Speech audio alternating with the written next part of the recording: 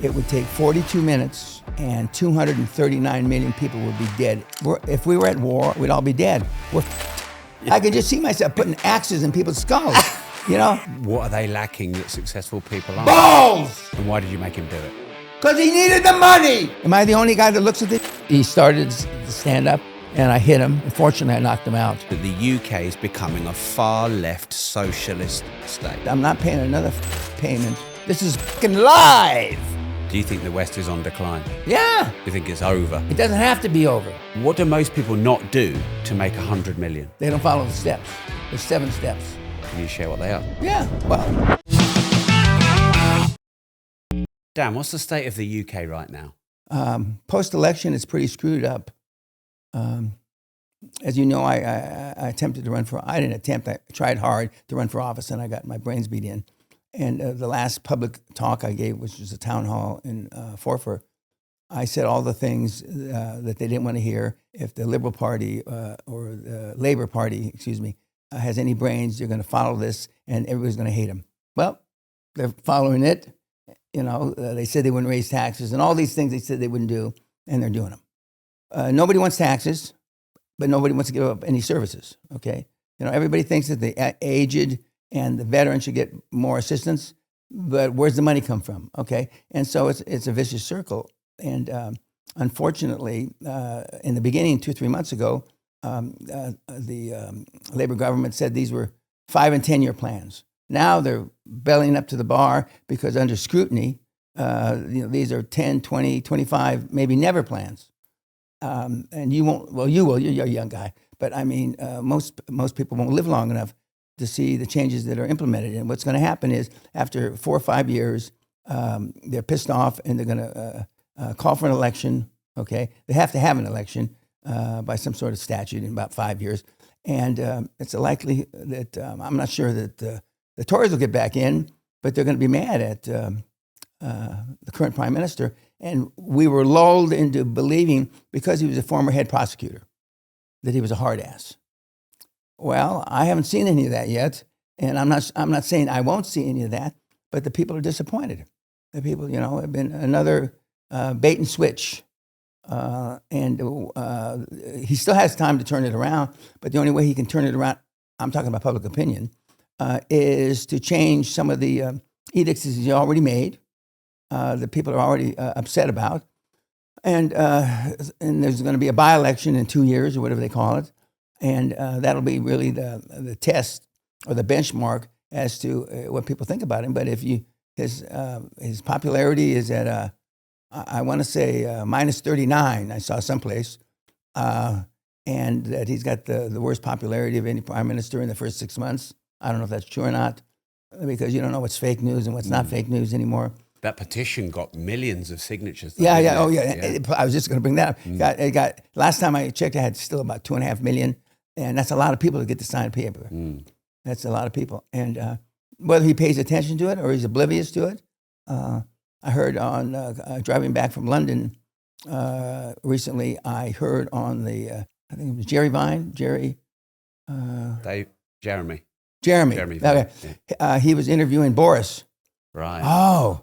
Now, Boris was there to sell a book. Yeah. Okay. Yeah. But, I mean, he really roasted him. It was really a pretty good interview. Yeah. Much more aggressive than the normal British interview on BBC, for sure. And and Boris was pointing out the various things that he's done that, of course, Boris wouldn't have done. But Boris wouldn't have got elected if he said that what he was really going to do.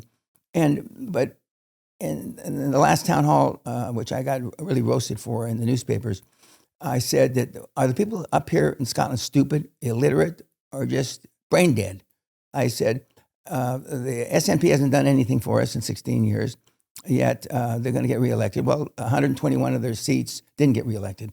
The only 5 or 6 seats that got reelected, unfortunately, was one of them, which is what I was running in, their stronghold. But they've been saying the same crap for 15, 16, 17 years, and they haven't implemented it. Of course, nobody's held them accountable. This is the first accountability up here in Scotland that the SNP ever had. And if they hadn't caught all these people cheating, stealing, and all this other stuff, they probably wouldn't have got thrown out of office. So you really have to show somebody with a hand in the cookie jar to get unelected up here, and it's not much different down south. The English, this is the country of giving you the benefit of the doubt. Now, on a moralistic, humanistic, philanthropic point of view, that's great. But if you're running a business, pardon? If you want to win, yeah, correct. But if you're running a country, giving everybody a second chance, if we were at war, I've said for years and years and years, we'd all be dead. I find it very interesting now that the president of Ukraine was on TV, a Sky interview, and he said, it wasn't the first time he said it, but he made it very clear that he would be willing to give up land to end the war. He would give up land so he could get, if he was guaranteed to be in the NATO. Okay. Before he said that was off the table. Okay, it's on the table. We're a couple of years into the war, so he's had time to reflect. But to me, that's a sign of weakness, and Putin's going to see it as a sign of weakness. And it's not a coincidence that Putin is putting on steam. He's bombing stuff, but that it wasn't bombing before. He's bombing their energy infrastructure, et cetera, to put the heat on them. And they're trying to take as much land back. So when they draw the line, Putin, Russia has gathered back as much of the land that the Ukraine has taken. But it's a shit show. Now, all this is happening because Trump's coming into office. Now, it has little or nothing to do with the Biden administration, the tail end of the lame dunk Biden administration. But as I would be doing, just like they're doing, the Democrats in America, they're trying to give credit to Biden's administration because he's going to be in office. If there's some sort of ceasefire, a real ceasefire, and there's some sort of, not pardon, but where the war looks like it's going to end, Biden will take credit for it and as his legacy going out. And Trump, when he comes in, will say the only reason this happened was because I'm coming in. Now, a lot of that's true because President-elect Trump is a wild card. You never know for sure what he's going to do. But I want to come to America. Okay. But back to the UK. Nigel Farage, a few weeks ago, said to me, and then Kwasi Kwarteng said the same thing to me 3 days later on this show, that the UK is becoming a far left socialist state. Do you agree with that? Yes. And that doesn't sound good to me. No. Does socialism ever end well? To the socialists, yes. To the people who benefit, i.e. people who don't work or correct. People in the civil service correct. With no accountability. Correct. Yeah. They'll tell you it works. But for the other side of the coin, it doesn't.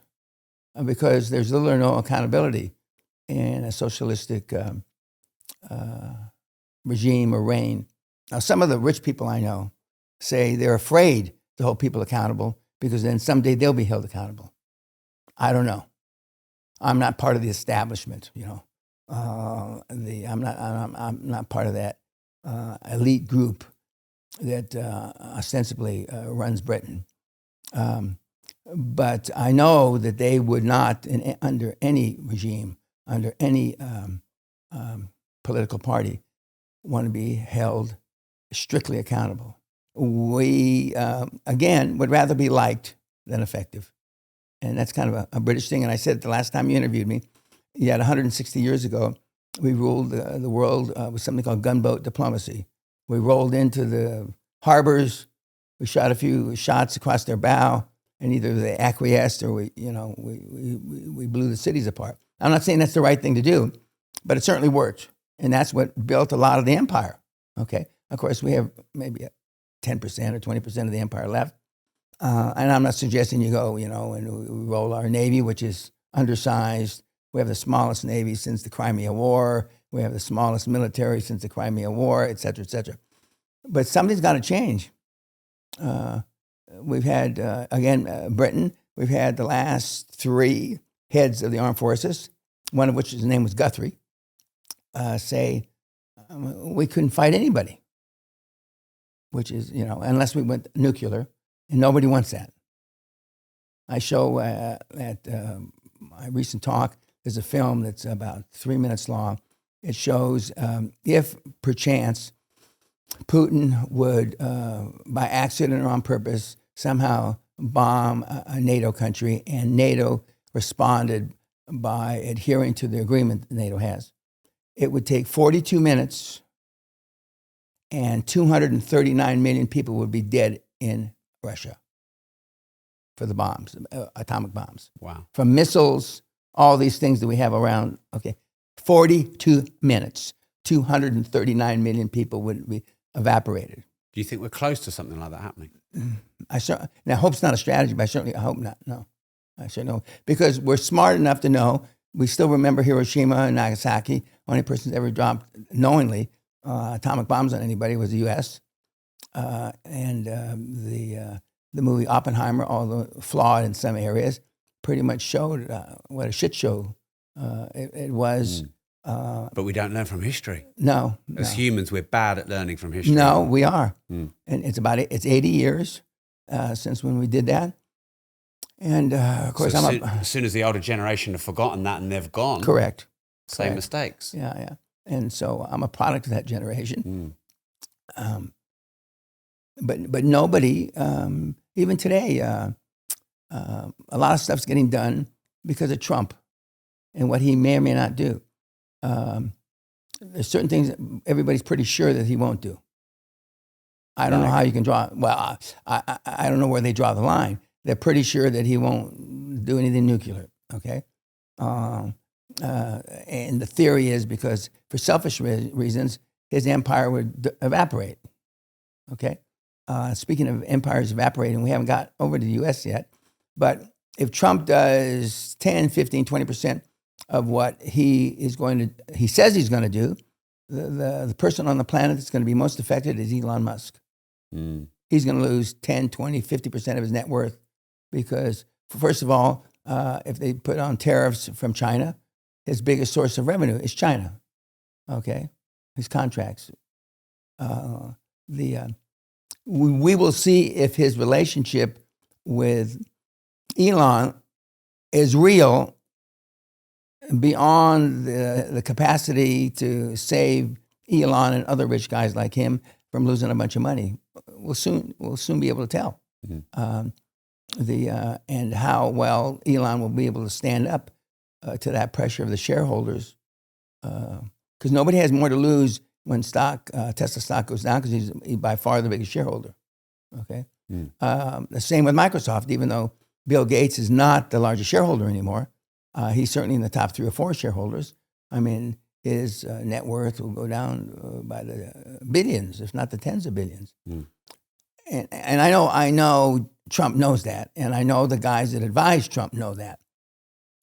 But it's easier to rattle a saber before you get in office. Now, if what they say they're going to do, and Elon is the co-head of the department to make stuff more efficient, between 20 and 40,000 employees of the federal government are going to be out of work on January 20th. Between 20 and 40,000. I put on my social media a couple of days ago that 25% of all the federal buildings are empty in Washington, D.C. Currently? Today or last week. They're working from home or? No. Not that kind. That kind of empty. Right. Empty. Right. Okay? I think it came in the New York Times or the Washington Post or something. And I said that the tsunami was coming, the fourth door. I didn't know the tsunami was going to be a total evaporation of the Democratic Party in the United States. I thought, so the next door, or the fifth door, is going to be commercial real estate because, as I said... What do you think it's going to drop? Oh, it has already dropped. Yeah. London's down 40% in some areas. Correct. Yeah. Chelsea, down to 2016 Mayfair, prices. 22 of the last 23 quarters, Mayfair real estate has gone down in value. And you find it on page 42 of the Financial Times, down in the right-hand corner. Is that because it's bad for the banks? Oh, absolutely. Yeah. And there's a reason why. Bad for their balance sheets. When Elon Musk, a year ago in November, said his lease payments are about $1.7 billion worldwide. He says, I'm not paying another fucking payment of my rent or lease ever. Now, all his loans are non-recourse. Unlike, and one of the things I teach the kids in the seminar is how to get non-recourse money. But most people's loans, commercial loans for smaller buildings, are recourse. When you get the money from Barclays, they expect you to pay it back. Okay, with big loans like Elon says, and nobody has brought it up. There was one small article in the Telegraph or something about a year ago where Elon says this, and Elon is not paying any lease payments because he knows when it's a domino effect. One of the things I may or may not have mentioned about 10 months ago, the largest building in St. Louis, 68 stories, sold empty, 100% empty, sold for $3.4 million, 68 stories. Wow. It's basically, it's sold for the raw steel value of the beams and shit. $3.4 million. Am I the only guy that looks at this shit? Just in the last week. No, I did. Okay, good. A great time to buy for people like me. Correct. Yeah. Absolutely. This recent budget should warn you that your pension is not safe and secure, and they're coming for your inheritance. Do you even know how much is in your pension or where your pension is invested? Add to this the recent inheritance tax grab on your pensions and the risk of a market crash. You probably didn't know this, and I didn't until recently, but physical gold can be added to your pension pot. Gold is inheritance tax free and has grown 700% in the last 20 years. You probably know from my content I'm investing heavily in silver and gold, and that's why I've partnered with Direct Bullion. Myself and Nigel Farage are brand ambassadors, and Direct Bullion can help you with gold to protect and grow your pension. I buy my gold and silver from Direct Bullion, and I don't earn any money on any purchases of gold or silver if you buy direct from Direct Bullion. So if you go to robmore.directbullion.com, you can get a great price on your silver and gold, and you can get the pension gold investing guide completely for free. As you know, I don't do many strategic partnerships. And when I do them with people who are credible, who've been doing it a long time, who invest in things that I invest in too. And gold and silver's going wild. I'm investing heavily in gold and silver, and I recommend you check out robmore.directbullion.com.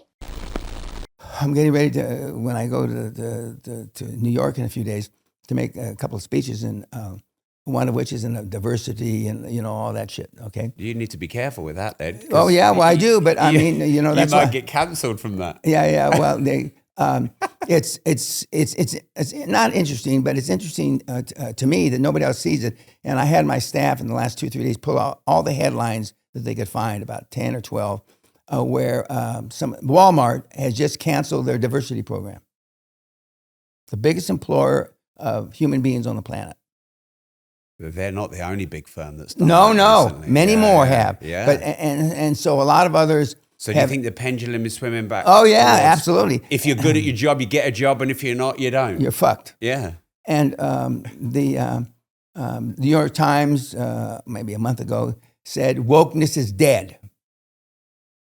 You don't believe that? No. It's on its way to being dead because it swung for 10, 12, 14 years from all the way to the other end. Yeah. And I agreed when Elon Musk said about 3-4 years ago that wokeness, in his opinion and in my opinion, was the future of the end of humankind. And I believe that. And now with the overwhelming, resounding win for Trump, and I just heard on CNN, which is not a conservative station, he's likely to get almost all his appointees in, even with all the baggage they're carrying. I didn't know how to stop that. I wanted to tape it, but I wanted to get up and get ready so I wasn't late. And he's going to get all these guys in. And there's not one. There's not skeletons in the closet. Yeah, skeletons and all. None of them. That's how pissed off the people are. They don't give a shit. Churchill used to have I don't know if it's a mantra, but he had a motto: I don't care how uncivil, how heinous the person his activities have been, as long as he's effective, I'd use him. And that's why you think people like Trump, because he gets shit done. He gets shit done. And again, especially in the last 24 to 36 months, we would rather be liked. The prime minister knew he was not telling, as they say, he was telling porkies. Okay, he was telling lies. You mean about not putting the taxes up? Correct. He knew. I mean, aren't the taxes now about as high as they've been since Second World War, Yep. late 70s? Correct. When the Beatles and all those guys left the country. Because the taxes were so high last time. Every year now, since 2020, double the number of millionaires, billionaires have left the UK. Does that not worry you? No. No. Do you not think it's bad for the country that all the people that earn the money is... No. Whether it's bad for the country, it's bad for me are two different things. Right. Okay. I haven't really put a pencil to it recently, but at least 75% of my assets are outside Britain. Right. So you don't care about the British Well, no, economy? I care, but I know I can't do anything about it. Yeah. Well, put all your assets outside of the UK. Well, no, but this lifestyle requires a certain amount of assets to be here. Yeah. Okay. But you've got 75% of them Correct. out. Correct. And is that because it got more penal for you to own assets? No, in it's the just UK? because as I've managed the mentees, and some of which I've gone into business with, some of which I own 15, 20% of their company, and now we're starting to exit. We just exited last week, one in the U.S. I'll pay my U.S. taxes, so capital gains tax, because I pay U.S. and U.K. taxes, and so I have a number of assets that are outside the U.K. But I pay taxes where I told you the last time you interviewed me, Bunker Hunt, a famous billionaire from the Hunt family. He says, Danny, if you're worried about paying taxes, you're not making enough fucking money. But if VAT is 20%, corporation tax is 25%, income is 45%, national insurance is now nearly 15%, you got business rates. I hear that, but that's what socialism does. And that's why today, as of an hour or an hour and a half ago, I have no backup plan. When I was your age, I spent 125%, between 120 and 125% of everything I made, ever, for my life since I got out of university in 1971. And only when I turned 60, 19 years ago, we started downsizing and selling off property and estates, etc. And we started a foundation and giving away money, okay? So you're only getting capital gains tax on Correct. those. You're not getting income Correct. tax. And yeah. Right. But it's still high. It's outrageous. Yeah, it is. I mean, income tax is nearly half. You've already paid 25%. You've already put 20% on top. I'm surprised it doesn't piss you. I mean, you're well known for being quite angry and direct. Yeah, but I'm surprised it doesn't piss but you I off. mean, 20, 25, 30 years ago when I first became obvious to me, it did piss me off. And, I used to be a gold bug, I was one of the first, in the early 70s, I was one of the first, I remember the first year I made $1 million, taxable. It pissed me off. And so I became, I wasn't a die-hard gold bug, but I was kind of a half-assed quasi-gold bug. And so I had gold assets. We have, Sally and I have stored illegally assets in tax havens. We don't have any of them. When we started eliminating all this stuff, it took us almost 7 years to eliminate those assets, pay taxes where they were due, and put the money in a foundation, which I'm not following J. Paul Getty, but that's what he did. Okay. The problem when J. Paul Getty died, his claim to fame is he discovered oil in Saudi Arabia. He was looking for, the joke is, he was looking for a stone. He kicked it and fucking oil came up. And that's not too far wrong. It's not that far wrong from how really happened. When he died, he had great lawyers, and he had started a foundation. And so there was no estate for him to pay taxes on because he didn't have anything. All of his stuff was in a foundation. Right. And so it took years and years and years of negotiating with the federal government, the IRS, and for him to find some basis Because the IRS isn't just going to let you, when you're worth at that time $3 or $4 billion, they just let you willy-nilly off the hook and not pay anything. Mm. So they negotiated, and he paid something which is, nothing compared to his real wealth. I was privileged to be in his home in Mayfair. Oh, this must be 30 years ago. And the curator, I think that's the right word, the curator of the home, was showing me around.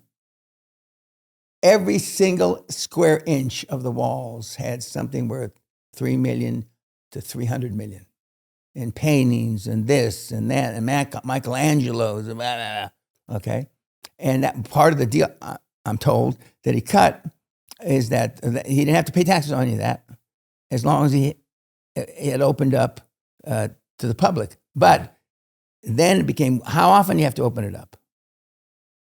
Now, I don't know if this is true or not. Every 10 years, one day. Now, why the inland, if that's true or not, why the inland service didn't figure that out. But then I got to stay there one night, a fourth cousin or something that I was in a deal with, oil deal. Back to the UK. I don't know. I'm not suggesting any kind of revolt or revolution, but you can only take so much shit. Mm. Well, people have started. Oh yeah, on the streets. They've started already. So what's that going to come to? Well, I mean, you've got on the other side people being put in prison for social media posts when prison's already full and they're letting out proper convicted criminals. I mean, when I came here last time, you thought humanity was at the start of the end of itself. Yeah, I still do. You think humanity is through. And I gave you the quote from Professor Hawkins from Cambridge that he made in 2004, and I didn't get smart until 10 years later, 2014, and I didn't make the analogies. We're just slightly smarter than an average chimpanzee, and okay, but by 2014, I had been coaching 11 years.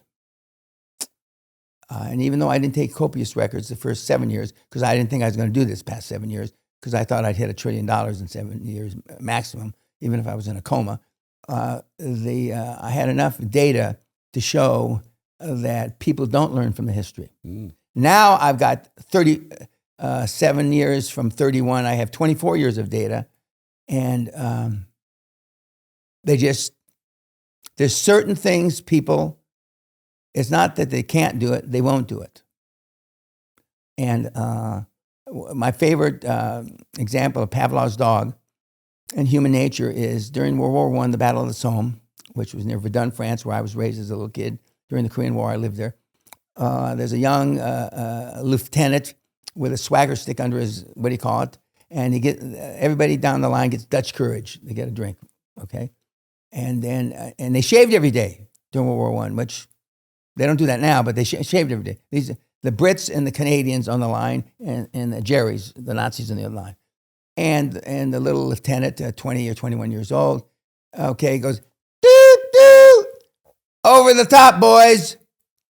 And it was proven that out of 3 people, one's going to get his head blown off as soon as he puts his head up. One is going to get maimed trying to make it across the field, and one, by the grace of somebody, is going to make it through. Yet, line after line after line of young lads did it. Because of the whistle. Because of the training. Training, yeah. Pride. Right. What do we have now? There was a survey about the time I last saw you, done by the White Times, the Sunday Times, between ages of 18 and 38, if Britain was invaded, boots on the ground, by the Ruskies, how many would fight? 61% said no. 61% said no. Do you think that's a problem? I know it's a problem. 61%. So who's going to defend the fucking country?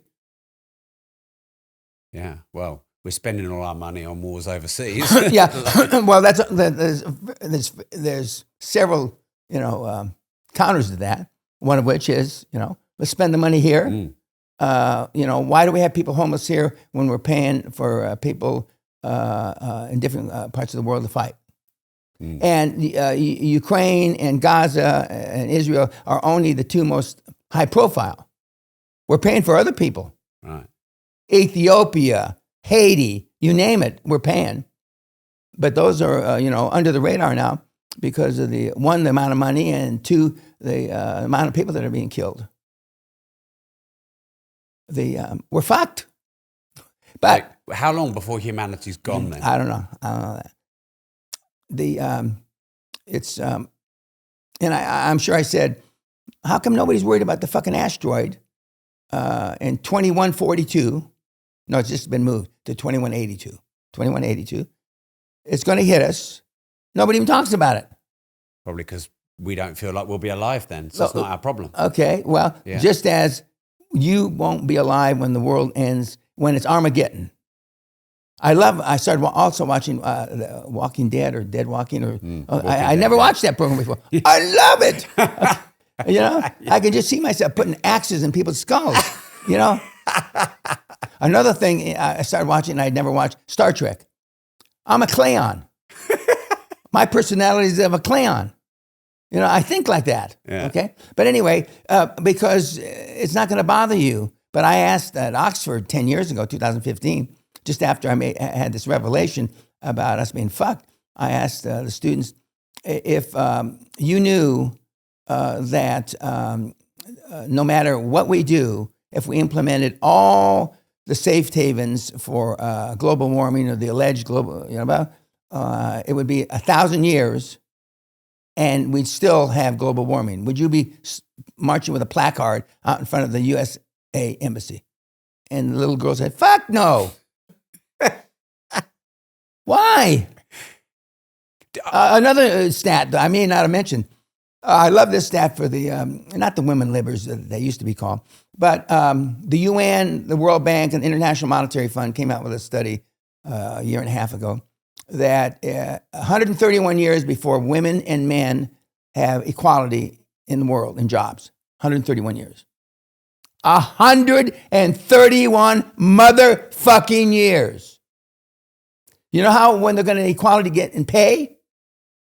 How long? 170 years.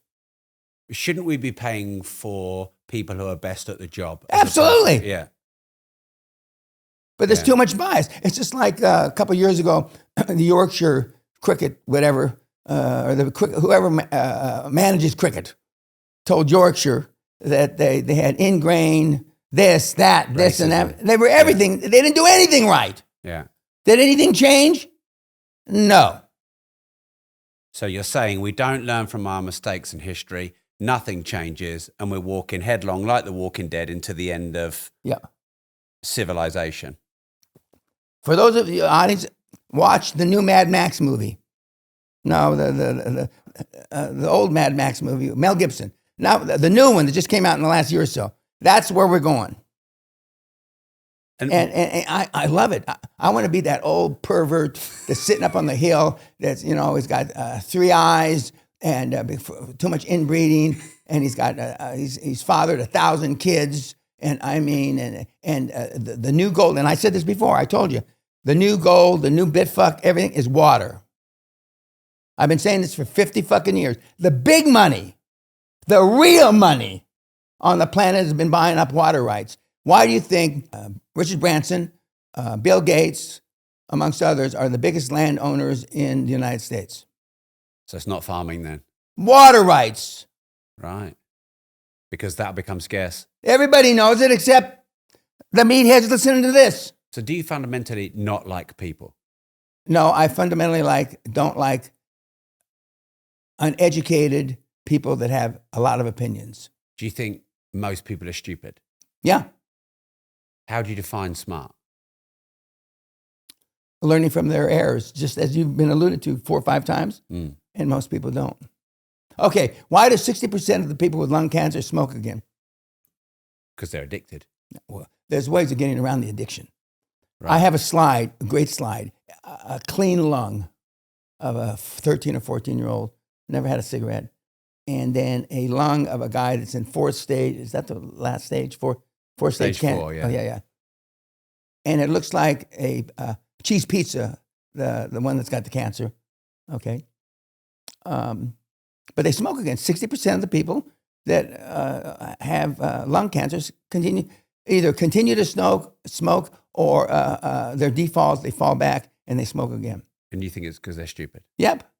They're stupid. So are you misunderstood then? Because, there's so much. Don't try to put any too goodness on me, please. I'm not. I've lived all these years. I'm asking you a question. Okay, I just giving don't. Okay, don't Yeah. give me too many accolades here. I won't. I know you don't like that.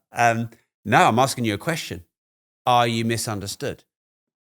Oh, yeah, this is probably absolutely. the longest I've seen you without saying the word cunt. Well, we're not into the interview too much, but okay. Well, yeah, I You're told very you. aggressive with people. So are you misunderstood? Is my aggression misunderstood? Yeah. Or is the reason for my aggression? The reason for my aggression 99 times out of 100 is because they're stupid. So is it you losing control and impatience with them? No. I always have control. So, Right. I mean, I'm not worried about that, Yeah. okay? So it's intentional. My next birthday, I'll be 80. I'm running, and I said this when I was 60. I'm running out of runway. I've only got so much time to give to people that need assistance, okay? That assistance varies, okay? They always think it's money, and it's not. It's almost never money. It's because they lack the self-confidence to go out and stand up and be counted for what they believe in. Okay. And so they hear my wrath in the seminar, and it's on YouTube. I'm making a point, and we watch a webinar of a guy just recently from prison. He made about 28 or 30 million pounds. And I look at the audience. This is fucking live.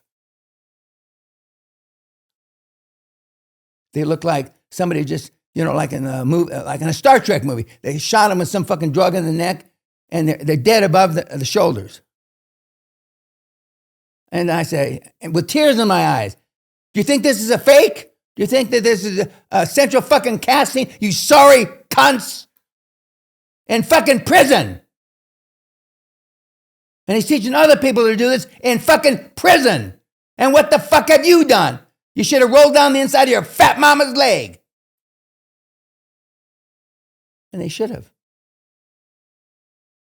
What good has most of humanity brought to this planet? None. They revere people like Elon Musk, the flavor of the day, which I believe 100 years from now, they're going to call him the Michael fucking Angelo of this time period. He's so much more gifted. I don't know how he goes to sleep at night. I'm gifted, but not as gifted as he is. He must want to blow his brains out every night because he's talking to morons. He's talking to morons. And so get back to the black guy, and they go, I guess he just wanted it more than anything. You fucking piece of shit. This is one of the attendees is saying this. Of course he did. And how bad did you want it? Some people that come to me have spent £500,000 on seminars and learned nothing. They're still spreadsheeting it. What are they lacking that successful people are? Balls! And why they're lacking balls? Parents! Who are too soft. Well, it transcends being soft. I mean, 61% of my attendees that come to the seminar, by their own admission, are accidents. 61%. Call it 60. And they're raised, unfortunately, many times as accidents. Example. One of the examples I use, it's been proven for 20, 30, 40 years that you can hear in your mama's tummy from the end of the first trimester. You can hear, okay? So now your biological mother and you inside the tummy are sitting there, and the parents, the biological parents, are students. And students fuck around like we all did. And the biological father comes home and says, blah, blah, blah, I didn't do this so well in this test. And then she says something to the effect. Of course, this is now they say we're pregnant. In my era, they didn't say that. I'm pregnant, okay? And so he explodes and yelling at her, and he says, God, I'm gonna have to get another job. I'm gonna have to drop out of medical school, you stupid bitch, blah, blah, blah. You heard that. And his treating your biological mother and indirectly you doesn't change through pregnancy, and now you're a little shit, drape crawler, and then fast forward 4 or 5 years, your dad didn't have to drop out of a biological dad, they probably got married, is now a young doctor, okay? And a planned child comes along, raised completely different. And you know it. If not on a conscious level, on a subconscious level. There's countless studies about this. So what skills, traits, values are people lacking to make them successful that their parents aren't giving them? Intestinal fortitude. Intestinal fortitude. Grit. Resilience. Oh, resilience. That's a British. See, you're more British than you think. Yeah. Resilience. Is there a way to develop resilience, or do you just have to go out and take the fucking punches? Is it a lack of bravery to go out there? No. There's two different ways to get resilience. One is take the punches.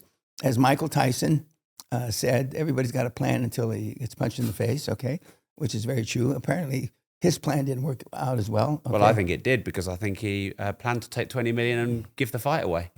Well, I hear, and of course, my information is not as good as yours, probably. Well, I've got it from pretty good sources. Well, no. I'm agreeing, and there's going to be a second fight. So contract says 2 fights. Right. Well, next 40 million. Well, in Saudi, they're offering him 700 to knock him out in the first round. I watched replays of that fight. He could have smoked him in 10 seconds. Do you agree? I agree, 100%.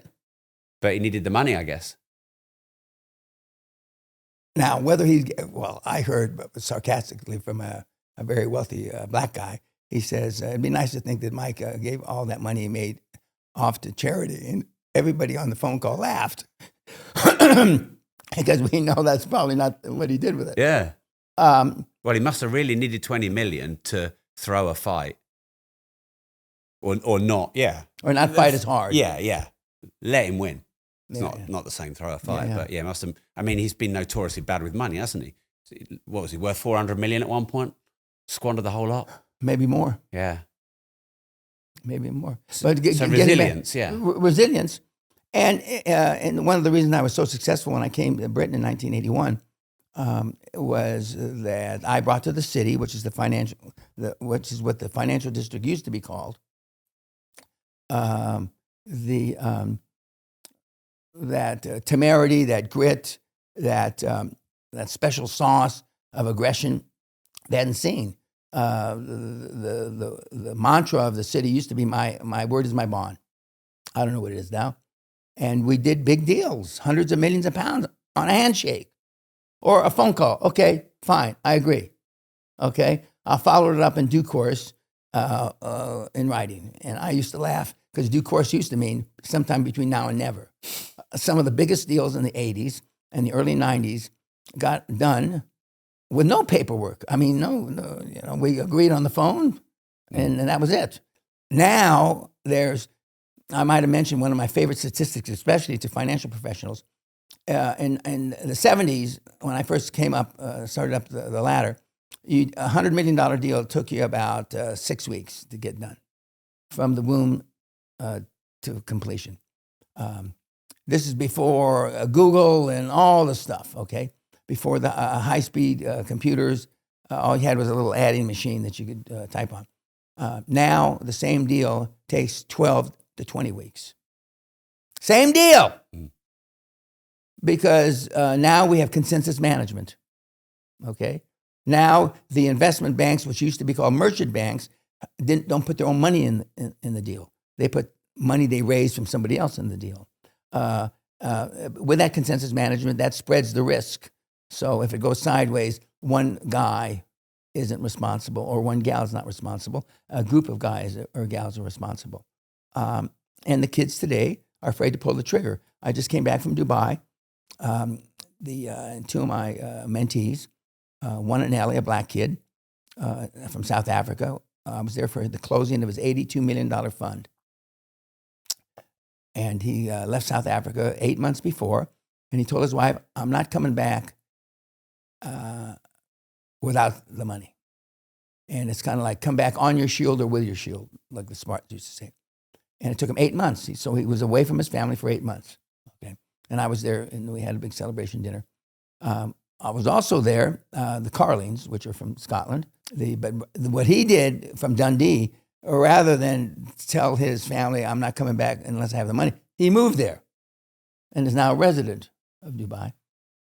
To me, Dubai is Las Vegas without slot machines, basically. But they both have huge balls. And in Graham's case, about the 5th or 8th month of Corona, both his mother and dad died the same day, different hospitals in Dundee. Okay. And, good time to feel sorry for yourself, no matter what your relationship was. But he just, took an hour or two and dusted himself off and kept running towards the gunfire. That's why I use the terminology, running towards the gunfire, okay? And now I add metaphorically, and kill every motherfucker you used to come up against, because they're not. Almost everybody operates their own life and in their business on a defensive mode. Rarely do you find somebody that operates on a offensive mode. Okay, and so today's kids, they're growing up. They don't have the piss and vinegar. They don't have the backbone. There's all kinds of words to use, but they just don't. And we train the kids. There's a second way. Okay, either punches in the face, or remember, you're the average of the 5 people I don't like to use the word hang with, but hang with. Spend time with. Okay. Frequent. Have those 5 people assassins. And that's possible. And that's what I did. I had the military. I had a world-class superhero dad who happened to be a real assassin. And I put myself... Your dad was a real assassin? For the CIA, yes, he was. How many people did he kill? If you read Google... I'm asking you. No, I don't know. I probably had maybe 2 conversations with him. My kid brother, who I just spent time with, he just turned 65 and he just retired. Between 13 and 31. Your kid brother? No, told me. Oh, that's what Dad said. Right. Okay. So on Google, it says between 13 and 17. So between 13 and 31 people your dad has assassinated, according to your brother. So is that why you're tough? No, I'm tough because he beat me like a rented mule. So do you think parents now should be aggressive with their kids and should hit Yes. their kids? No. Some kids, a scream at them is good enough. Right. Some kids like me, fuck you, a scream. You can scream at me all day, Dad. So you needed to be hit. Correct. And it used to kill me. My brother and I were discussing this. This hurts me more than it hurts you, son. And he says, Dad said, used to tell me the same thing. My kid brother's 15 years my junior. And, well, what'd you think about that, Vince? That's his name. Well, I thought it was a load of shit, but I would never tell Dad it was a load of shit as he's hitting me. But I got hit less than you. You turned out. My dad stood right under that chandelier with my arm around him like this, and he looked up at it and he said, son, just tell me it's not drugs. I mean, the money, the basis of my wealth. It's kind of like drugs, Dad. It's oil and gas. But oil and gas is addictive too. And but my dad came for 3 weeks, stayed 6 days, and left. My mother never stepped into the castle. Why? Because she was toxic. She knew she was toxic. I knew she was toxic. And she didn't want to do anything to disrupt my success trail that I was blazing. When I used to go to weddings and funerals 20, 25 years ago, and when after a funeral, everybody goes back to somebody's house and has cookies and coffee and drinks, right? And the men normally congregate in some room, okay? I'd walk into the room and my dad would say, "This is my son that lives in a castle." So I said, "Dad, if you continue to do that, I'm not going to come to any more funerals." He couldn't help himself. I didn't go to any more funerals while he was alive. Same thing with weddings. This is my son that lives in a castle. He couldn't help himself. It's like we had a nymphomaniac here 10, 12 years ago that apparently, unbeknownst to me, fucked every male on the estate at least 3 or 4 times. At least 3 or 4. Someone who stayed here. No, she went to the seminar. All right, and slept with all the guys at the seminar. Yeah, and I didn't know this. And everybody How did that make you feel? I didn't really give a shit. But like she's told me, I can't help myself, Mr. Peña. Some people can't help it being dipshits. They have no background to be anything other than cannon fodder. Is that just not natural selection? It's just the way it is. It's natural selection. Not everyone can be at the top of the game, can they? Absolutely. Otherwise, you don't have a 1%. Absolutely. Yeah. And I don't train people to be in the 1%. I train people to be in the 0.0001%. And roughly how much net worth is that to be in there? 100 million. Right. So you're only... But you know what the not UK, who just came out with this? World Bank came out with a statistic, which I think is horseshit. What is wealthy considered wealth? 30 million. Oh, right. And you think that's... Oh, that's criminal. Right. Chump change. Yeah. So what do you... Or as my driver, head of security would say, it's cheap as chips. I had never heard that before. Yeah. Cheap as chips. Yeah. So how much do you think is baseline wealth? Well, the title of my book, million. Your First 100 Million. Right. Yeah. Because I mean, these studies say like you're well on the way if you earn $70,000 a year, and any more than that, it doesn't make you any more happy. Well, money may not buy everything, but it's because you don't know where to shop. Does money make you happy? No. What makes me happy is getting people that would not have thought of those bigger numbers with more zeros and me kicking them across the goal line. What do most people not do to make 100 million? They don't follow the steps. There's 7 steps. Can you share what they are? Yeah. Well, the ones they don't follow, I'll share. Okay, yeah. And this is all on the website. Yeah. The first is to build your own personal foundation. There's 5 steps in that. We talk about self-esteem. We talked about resiliency, as you would say it. I call it true grit, balls, okay? And part of that, building your own personal foundation, is your communication skills. Most people, not they just come to my seminar, most people that walk down the street, the high street, can't talk and chew gum at the same time. So we tell them to go to improv. We tell them to go to Toastmasters to learn how to speak properly, because you only have 2 times to make a first impression. The first is when you walk in the door and how you look, and we teach you how to dress right. And the second is when you open your big fucking mouth before you stick your foot in it. Okay? So you have 2 times, and those first impressions last forever. And you can do a lot of things to undo those first impressions, but they're still going to, they're going to hone back or go back to the first time they saw you, the first time you opened your mouth. It's not dissimilar to hustling girls. I know guys don't. It's not popular to hustle girls at bars anymore. But back in the day when it was popular, you had 2 times: how you looked, okay, and your first line out of your mouth. And I was impresario of that, okay.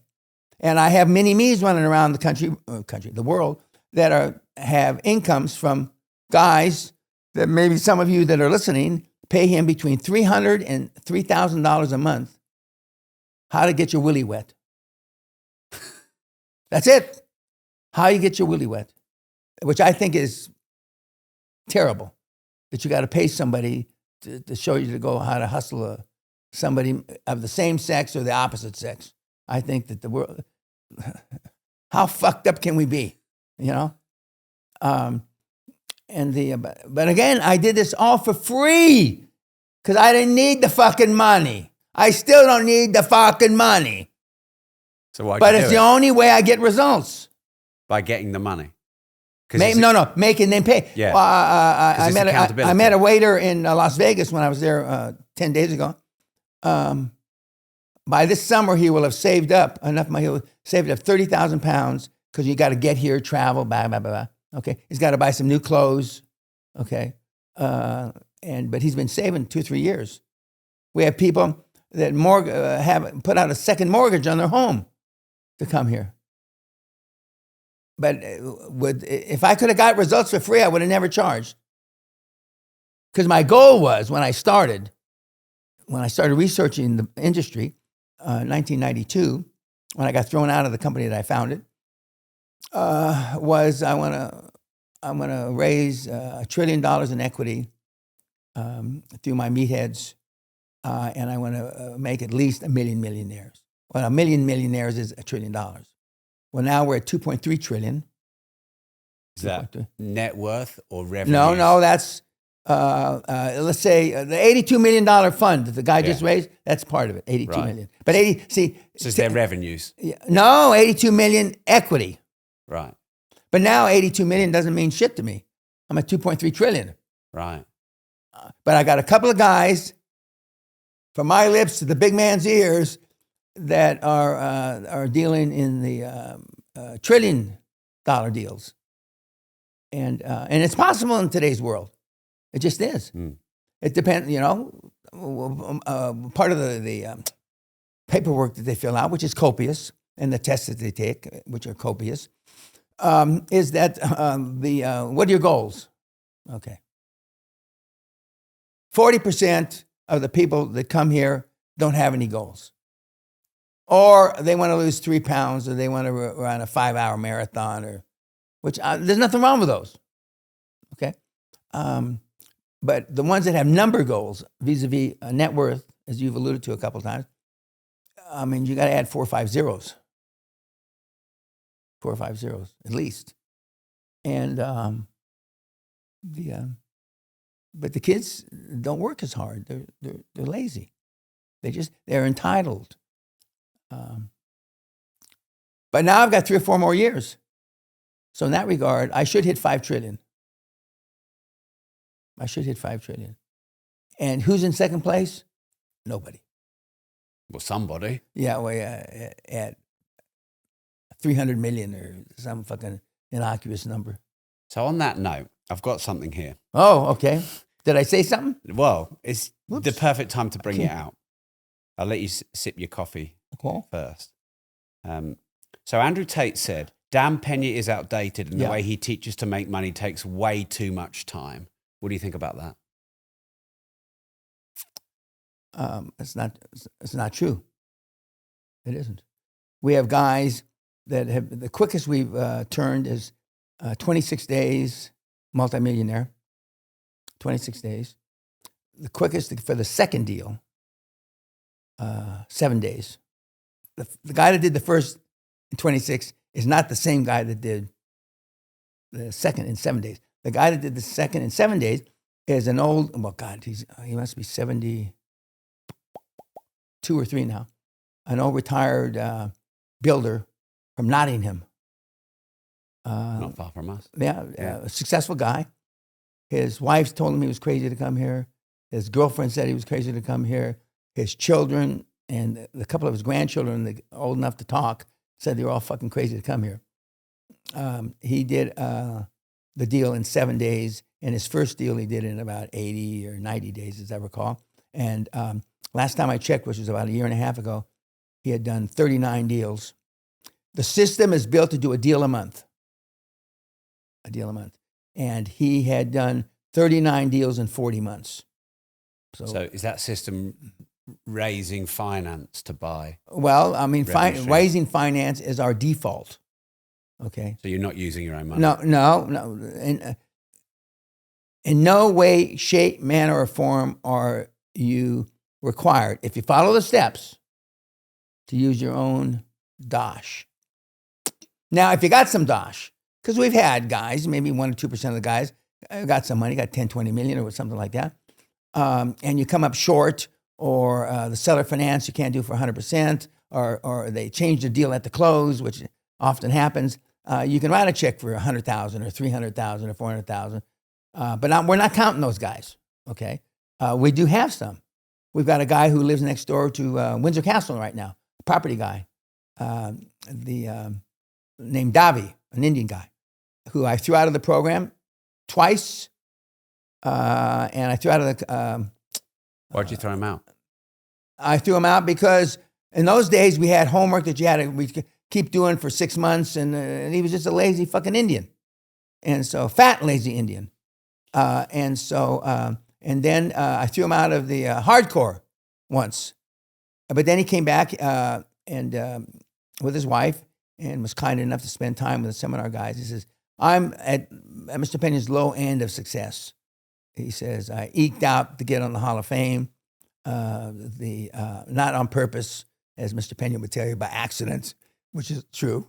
And he says, "But for us slobs, we can make it." And so, and I don't clear what he's going to say or anything like that. And so he got up there and he talked, and he said, "I've made 31 deals and 28 divestitures." Okay, so he's not building a portfolio, and he normally they build 5 or 6 acquisitions, then an exit. But he exited not every time, but every other time or every third time. Really, although he never told me this, because he pisses through money so quick, he had to realize or capitalize on the assets by turning them to cash. Right. But now he lives next door to Windsor Castle. He's got a lovely estate, and he's got a deal where he takes a drone and flies over his castle, and horses and shit like that. The same grass that the fucking Windsor Castle horses eat, his horses eat. And but he says, I'm the slob end. Right. But he says, I lost 2 stone. And he's only got, I'm being sarcastic now, Robbie, if you're listening, you only got 5 stones left. So he's a good shit, though. He's a good shit. Yeah. But when he first came to the seminar, I'm glad I brought this up, or indirectly you brought it up. He had just bought his grandmother a car and a house. He just bought his parents a house and a car, and somebody else. He's on the verge of bankruptcy, but he'd rather be liked than effective. So is that one of your steps or mantras then, about not being liked but being effective? Yeah. If so you do not care about being liked? No. You don't give a fuck? If you like me when at the end of the seminar I did something wrong. Right. Okay, so let me give it. So you want me to pay you £27,000 and dislike you at the end of the seminar? Correct. That's your goal. Yeah, and then after you make 100 million, I get letters. I get letters all the time. Okay, thank you. I thought you were too severe in the beginning, but I know for me. Do you like getting those? Oh, it's like an orgasm to me. Are you shitting me? And nobody's got as many as I have. Anyway, back to Davi. So he had bought these houses and cars. I said, Davi, I know this is on the one-on-one time we're talking. I said, you got to go back. You got to take all this shit back from. He started crying. And I said, I can't. Don't tell me you can't. I mean, you don't want to, fine. But don't fucking tell me you can't.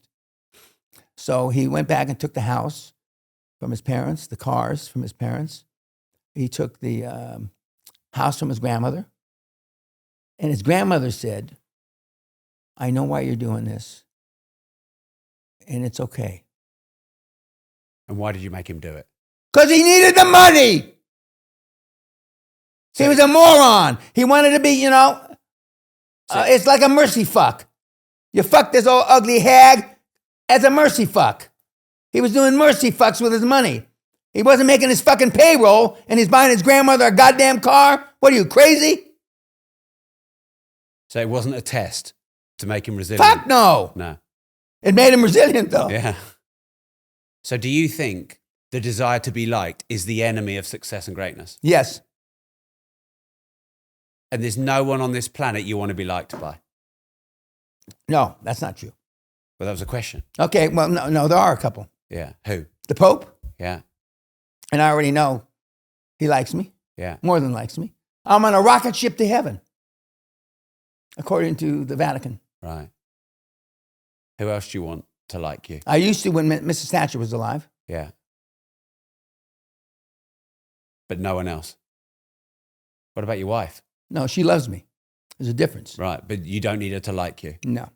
A lot of the things I do, she doesn't like. As of, 3 hours ago. Why are you doing this on fucking Sunday? Who is this? Is that tall, skinny kid from down south? Which is you. Yeah. Let's do a true or false round. So, true or false? And if you could explain why as well. An employee stole £130,000 from you. True. What happened? He was our general manager of the estate. And in those days, Sally and I lived predominantly in Asia. And so my accountant wife, which I like to shift the blame over to her, I said, we need to sweat the asset, meaning the estate. Yeah. And we weren't using it for anything other than paying salaries and maids and butlers to do shit, nothing. And so we started doing weddings. And he had a gambling habit, which I didn't know about. And his previous two employers that we did employment checks didn't know about.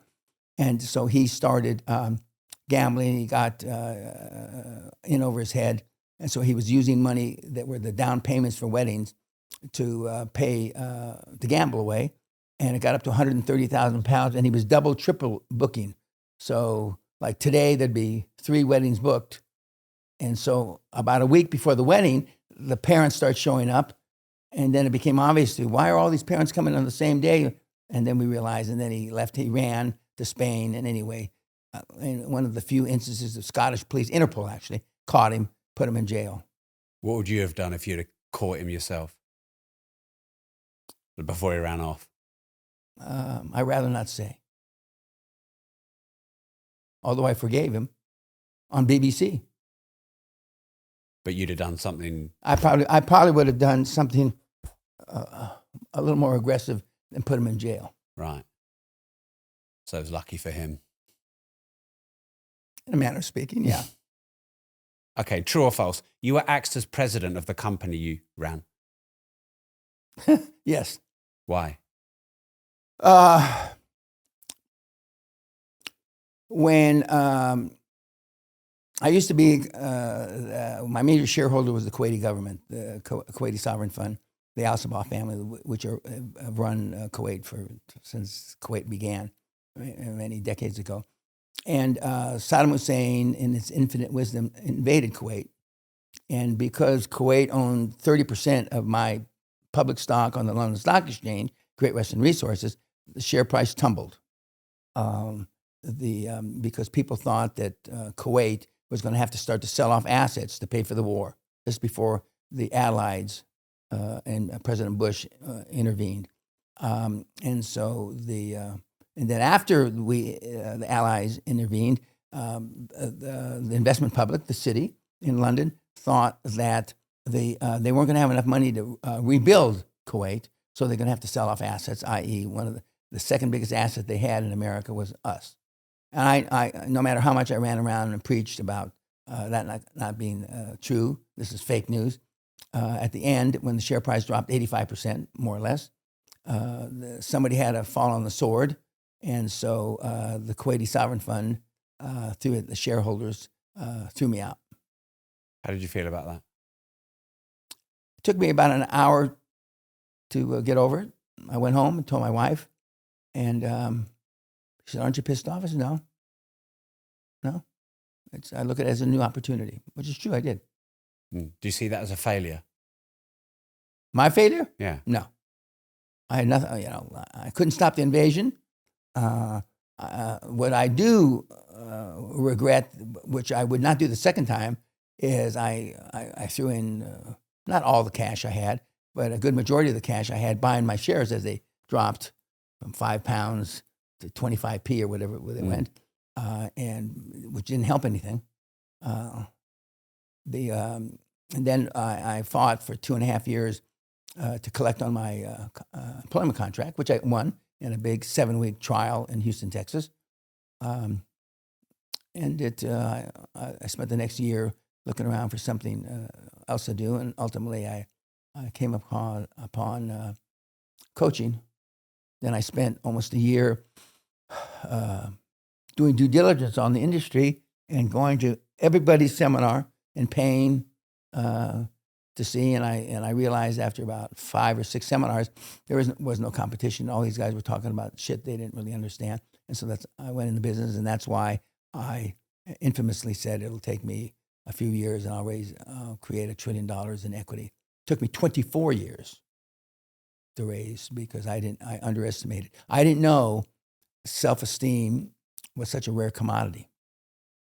And but all the guys, Elon and Bill and all the guys going back to Steve Jobs, who I personally knew, have self-esteem. But Joe Dokes or the meatheads listening don't. And then they hang around and they go to the pub with people that don't. And they're 25 years old, and then they're your age, and they're in the same spot. Not you, but I mean people your age. And nobody holds them accountable. Their wife, as long as they're paying the mortgage, if they have a wife, their kids don't. But one of my favorite stories is we had a minister about 3 or 4 years ago from Arkansas. He had saved his money for I don't know how many years. His salary was $23,000 or $25,000 a year. And so why did he come to seminar? Well, he was picking up his kid from school. The kid's 8 or 9 years old. And the kid asked, Daddy, why is it that all my friends live in bigger houses and drive bigger cars than us? Now, I would have slammed on the brakes and that would have sobered me up. I'm not saying he was a drunk or anything. And before he could answer, the kid said, I guess God doesn't pay that well. I mean, that was the turning point in his life. He then spent the next 3.5 years saving money, getting extra jobs, even though he was a pastor of a little church in bumfuck Arkansas. And he was here. And now he's the kind of the mini king of bumfuck Arkansas. And now he's rolled up, I don't know, 8 or 10 or 12 healthcare facilities. His wife left him, went to court, took the kid away from him. And so then he had to go back to court while, of course, he can show means now because he's got money. And he got the kid back. I don't know if he's, I haven't heard that he reconciled with his wife or not. Wow. I guess God doesn't pay that well. Is it true the mafia tried to kidnap your kids? Yeah. What happened?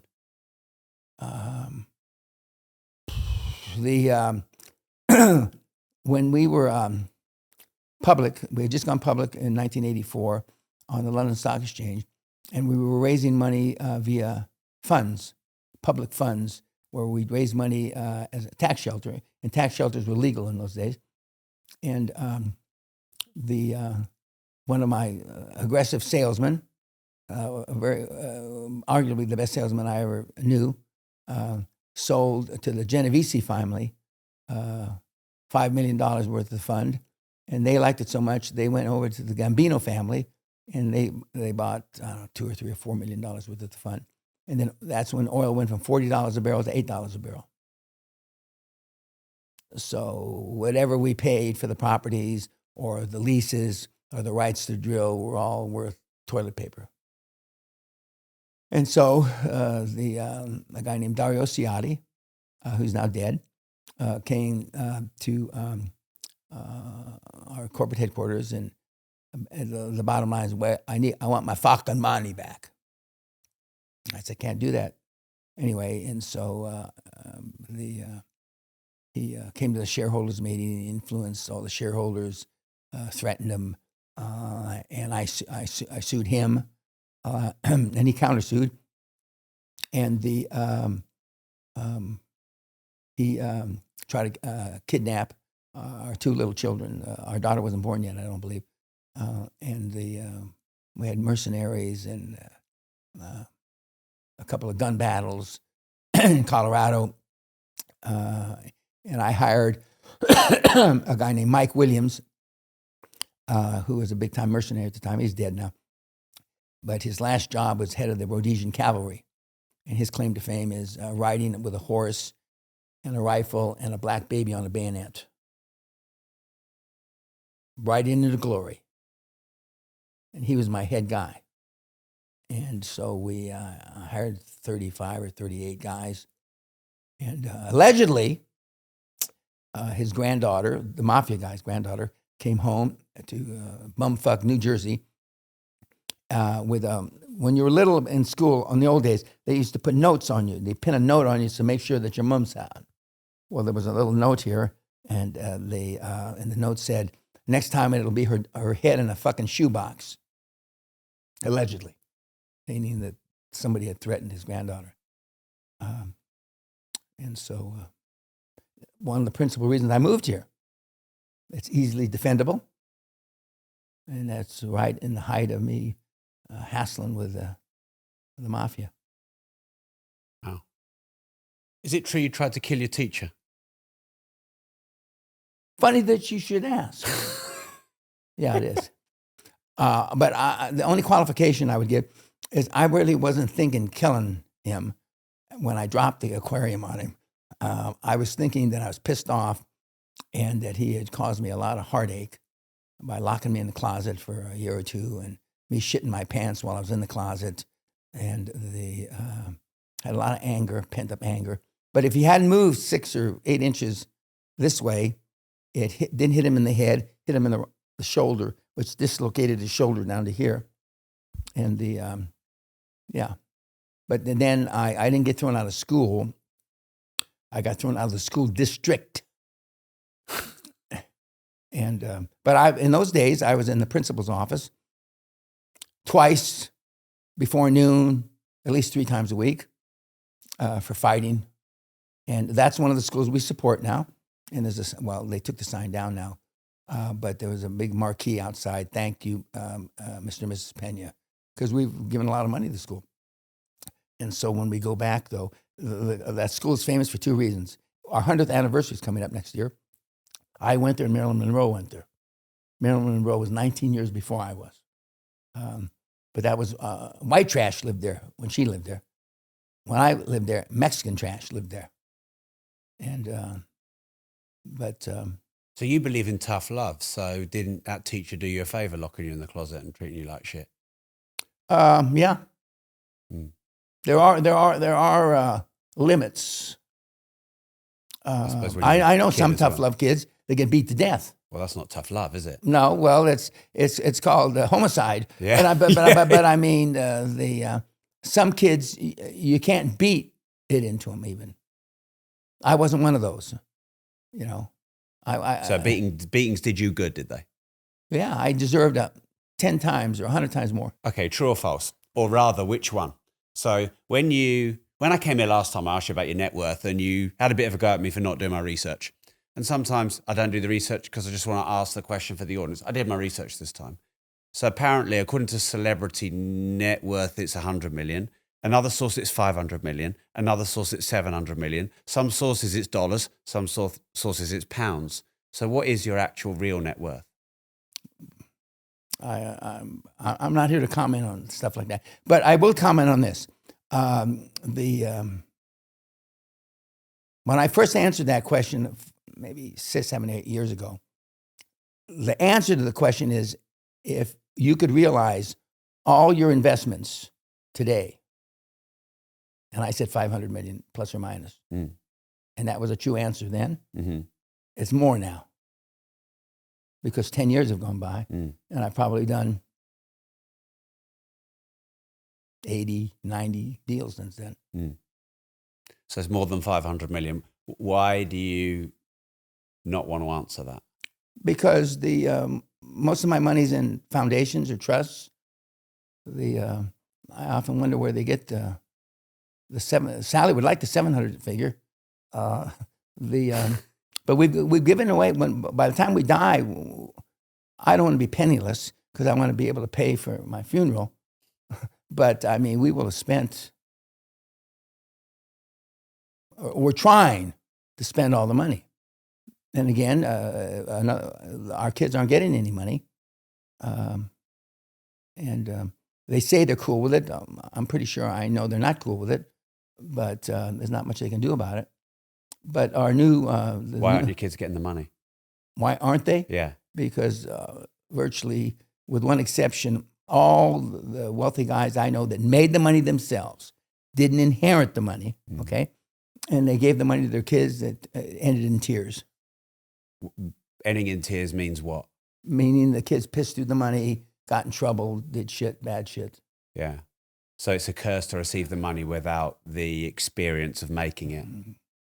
Yeah. I mean, Warren Buffett's just come out again and said his kids are getting pretty much nothing, hasn't Correct. he? Even though he says he trusts them. Well, they manage $1 billion each. I don't know if that's changed. So they get a management fee, 2% off the $1 billion. That's their income. Yeah. But I mean, Warren does, in my opinion, 85 or 90% of the right shit. There's a couple of things I don't agree with. What don't you agree with Warren? I don't agree with that. He's not more forthgiving. Is that right? Forthgiving? Yeah. Forthgiving with how he did it. Now, he's a buy and hold guy. Okay.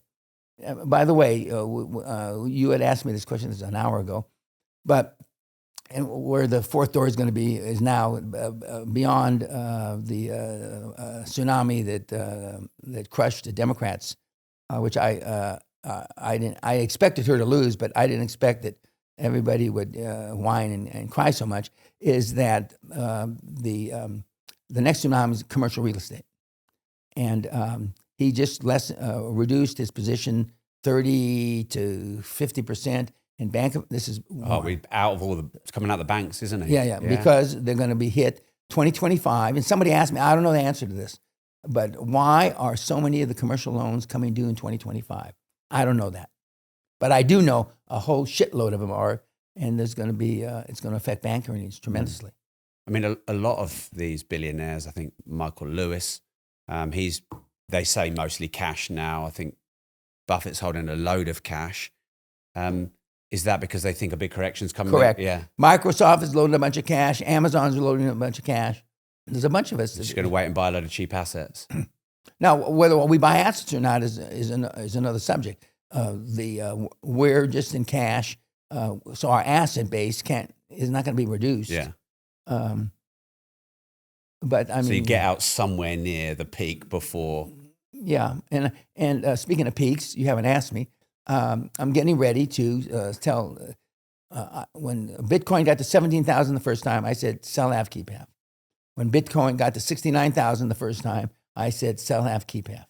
Okay, from 69,000, then it went down to 6,000 or something like that, and now we're back at 90-some thousand. Okay, I'm getting ready. It depends on other market parameters to say buy half, keep half. But this time I might not say that. I might say sell a third, keep 2/3, or sell 2/3 and keep a third, because the market dynamics have changed.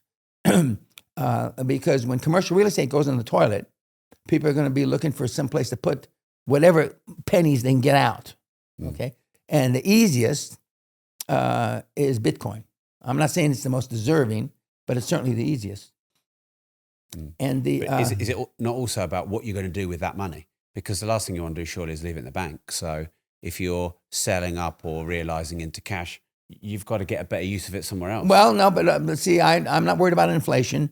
So our you said that last time. Yeah, our cash is in 4 or 5 banks and 3 or 4 currencies, and Sally manages that. I have virtually almost no input. Why are you not worried about inflation?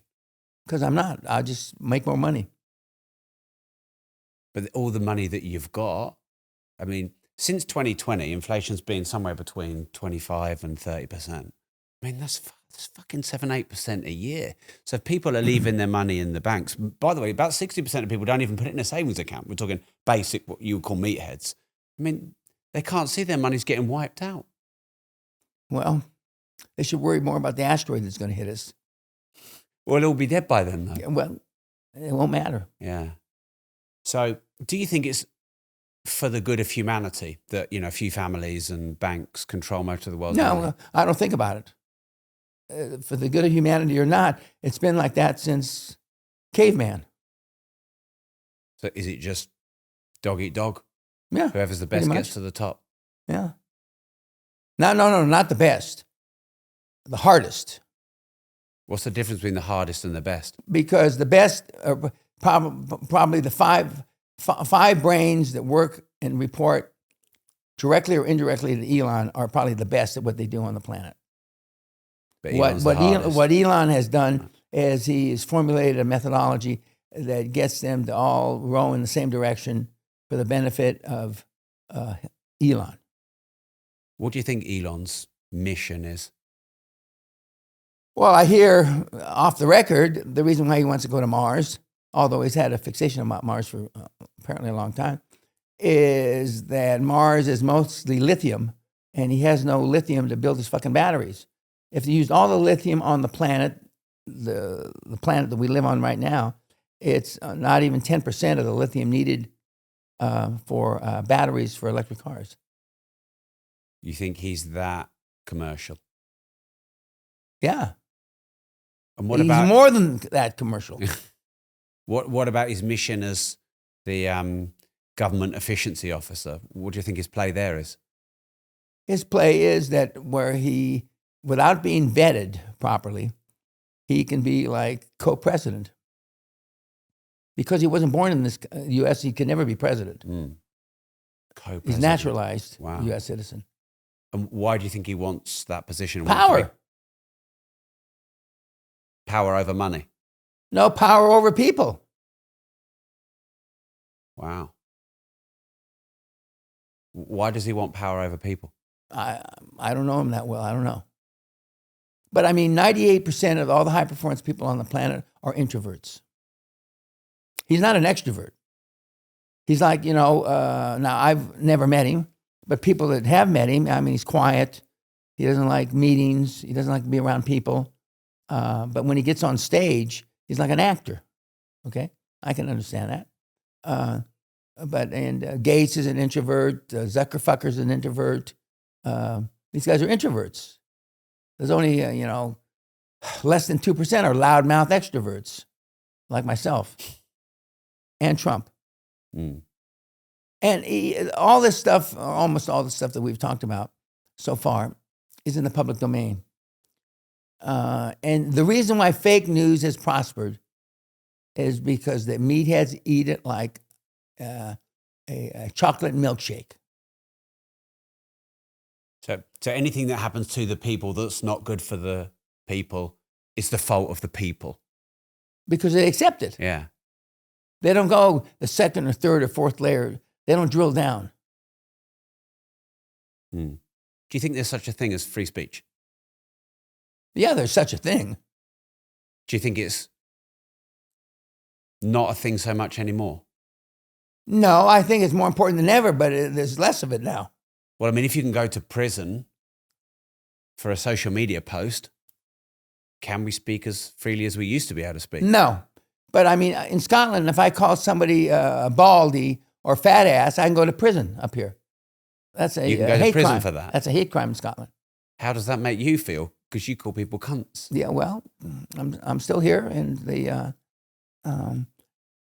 but at some levels, when you take everything I say in context, which is hard because then it's not as Soundbitey, exactly, clickbaity, yeah. Exactly. Yeah. But if you take it in context, one, I've been doing this for 30 years, and my major theme hasn't changed, other than I've gone from free to charging. But I mean, there is a method to my madness, and my goal is to get as many people across the goal line with higher aspirations and higher goals, etc., as I can before they put dirt on me. Okay. I've just been given an extension of 3 or 4 years, which I'm very grateful for because of the Trump election. I will use it judiciously. Okay. It's not taken away from my philanthropic stuff, or it's not taken away from my charity work or my free speeches, pun intended. Are you not worried about getting cancelled? No. You mean from YouTube and all these things? Yeah. No. Or any social media? No. Why not? I'm not doing anything wrong. But see, I have enough money. You don't have to do anything wrong to No, get cancelled. but I have enough money to go to court. Right. So money is freedom then, because you have enough money. Well, absolutely. Yeah. Money is freedom. But money's not everything. It's one of the only things that people keep track of. You know, I have countless emails. You know, you changed my life. You did this. You did that. Which I told you already. It makes me feel exceedingly good. And I'm blessed that I still have the communication skills to do it. At some juncture, I just getting ready to write an email to an 81-year-old retired 3-star Marine general who I didn't know, but I know his son-in-law. And life has beaten him up more than me. I mean, okay, he's in a rest home, et cetera, et cetera. Well, I'm a long way from a fucking rest home. So, you know, I feel very confident I'm going to be able to do this the next 3 years plus. And then after Trump's out of office, I don't see anybody on the horizon, you know, and hope's not a strategy, but hopefully they'll come up with somebody. But Trump is going to be good for the worldwide economy. And how's he going to grow the economy? Well, if he goes forward with the tariffs, he's only interested, in the old days, he's an isolationist. He's only interested in the U.S. economy. And so to the extent that the other countries, i.e. Great Britain, can benefit, then so be it. He's not against that. But right now, I mean, if we're not the highest taxed country in the world, we're certainly in the top 2 or 3 in America.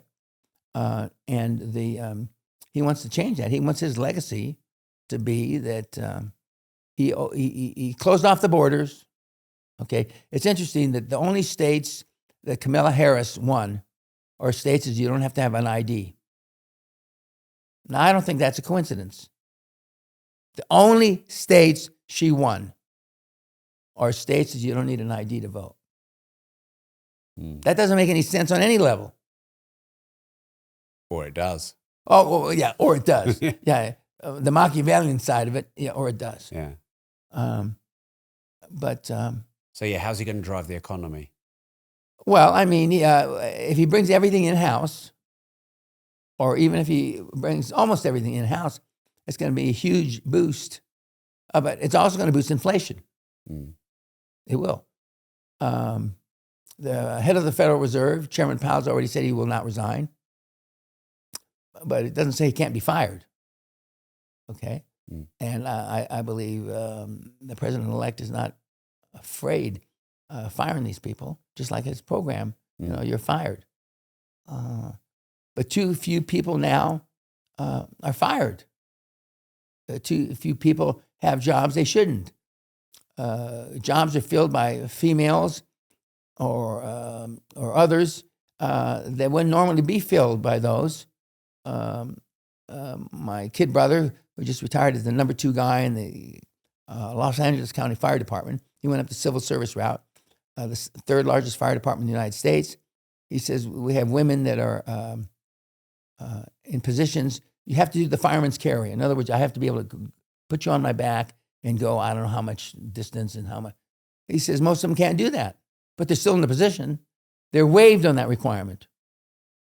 Okay? You got to be able to climb up the ladder carrying shit, 80 pounds of shit.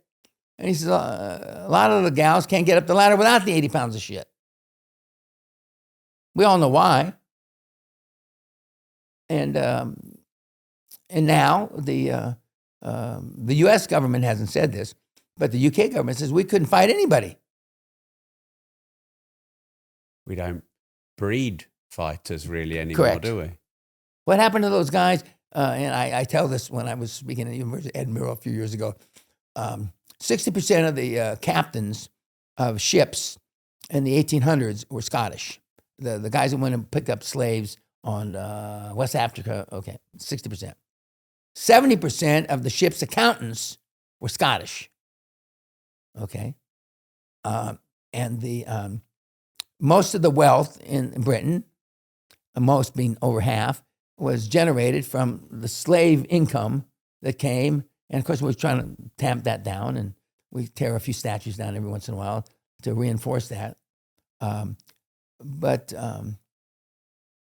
in the U.S., they're asking for reparations for the black families going back 400 years or 300 years, which would be in the, I don't know, hundreds of trillions. Now, that has virtually no, well, in my opinion, has no chance of passing, especially with Trump as being president. But I look beyond Trump. I posted on social media, he sat next to Musk on one side at the Tyson fight and the head of the Saudi sovereign fund on the other side. I said 30 years ago, the Middle East will own the free world in 50 years. Okay. Do you think the West is on decline? Yeah. Do you think it's over? It doesn't have to be over. But at the rate we're going, as one of the primary or premier lawyers in the city who just retired in October this year from one of the big, firms, Magic 7 or whatever they're called, he said, we're on the decline and we're ahead of schedule. We are. Yeah, I mean, Ray Dalio thinks China might have the global reserve currency next and soon. Would you agree with that? I don't know. That's. I mean, it moves, doesn't it? I mean, if you look back far enough. Yeah. Yeah. But I mean, if you look back far enough, other than internal squabbles, China's never invaded anybody. Mm. They invaded Japan, supposedly, because Japan took a bunch of shit from them back in the 13 or 1400s. And so, but I mean, Russia, Putin ostensibly has taken back what was his, or not his, but Mother Russia's shit. They've all got a reason if you go back far enough, Mm. Wow. So I've got 3 quick fire questions to finish. How do you sell anything to anyone? Me, or in general, or? Yeah. Well, I'm not a conventional salesman. I'm a hammer closer, okay?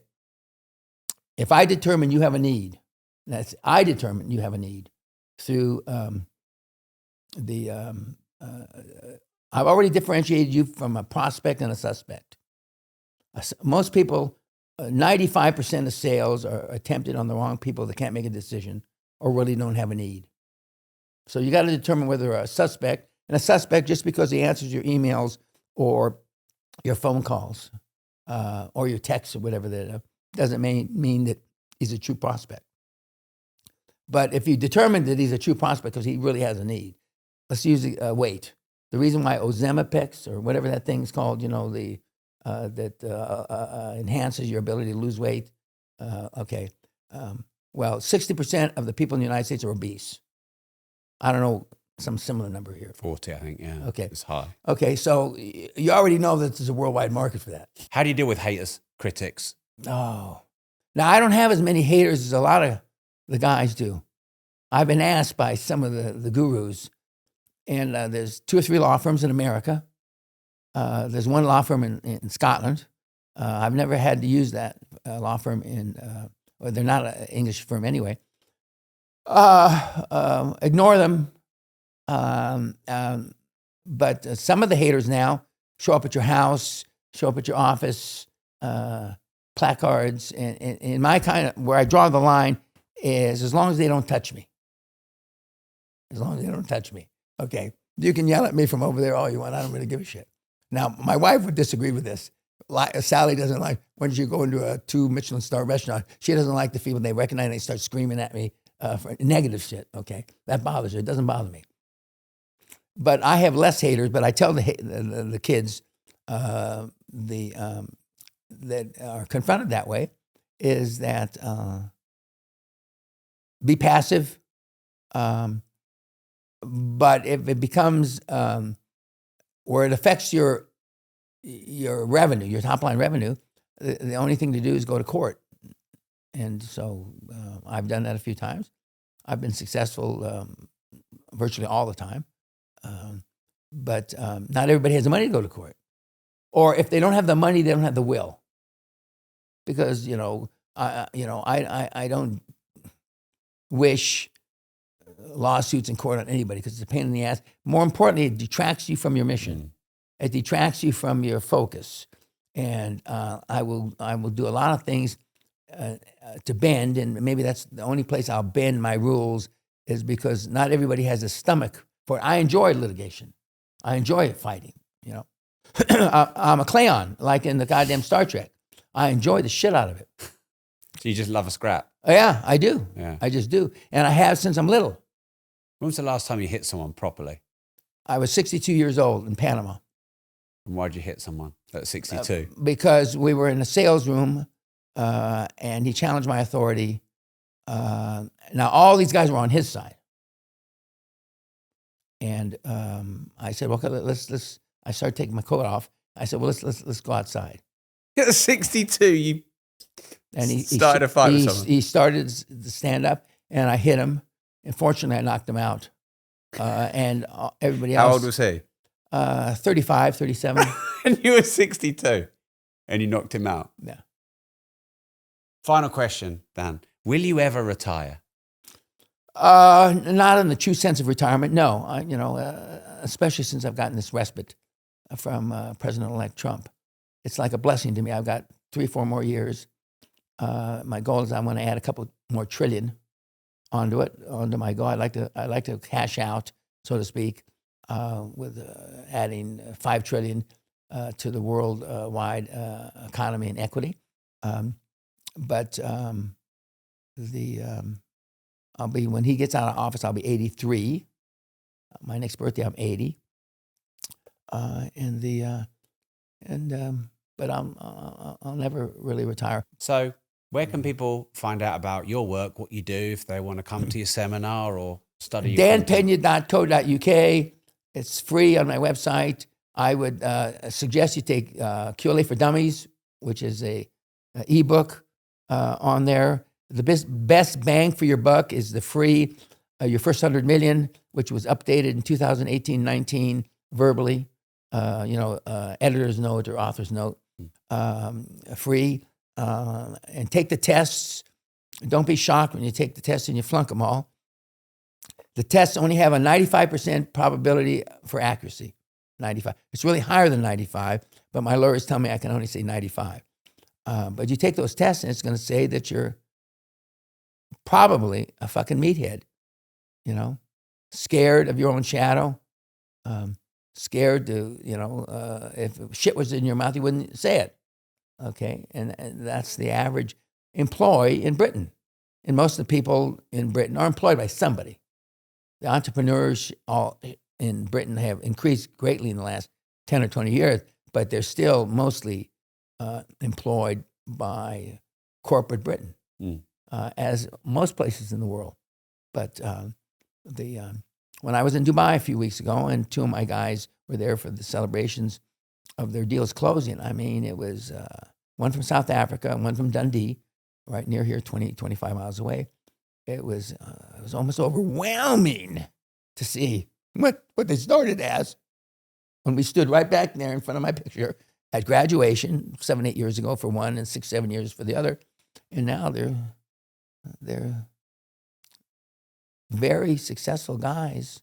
How can we find out about the seminars? Just on Dan Peña? Well, there's a tab on my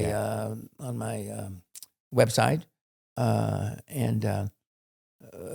just read QLA for Dummies. I mean, it's not for everybody. It's not everybody's cup of tea. It just isn't. And the only guarantee we make is that it'll change your life forever. But it's up to you how much it changes vis-a-vis economy, money, etc. How hard you want to work. Thank you very much. Dan, thank you so much. Thank you for your time. Thank you. Very good.